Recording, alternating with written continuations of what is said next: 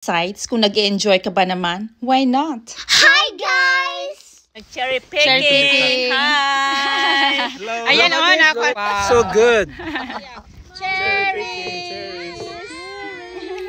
Ayan guys, ang saya-saya kasi ang fresh niya tsaka ang tamis pa. Grabe. Kita nyo naman, diretso subo talaga. Wala lang hugas-hugas. Isasama kita sa vlog. Yan. Yung may-ari ng farm na to.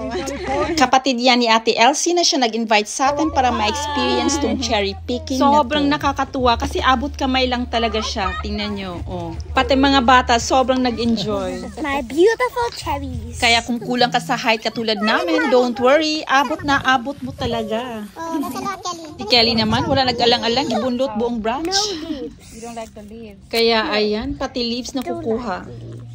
Alam nyo ba, ayon sa kwento ng may-ari ng farm na to, yung mga sinaunang Pilipino na nagpunta dito sa Amerika dati, eto yung mga trabaho nila. So kahit noon pa, known na talaga tayong mga Pilipino na mga hardworking talaga. Thanks Brent for helping, and Kelly of course. Grabe, ang dami nating nakuha at ang may-ari, napakabait. Kasing bait ni Ate Elsie and Kuya Tony. Thank you po. See you in my next reels. Bye!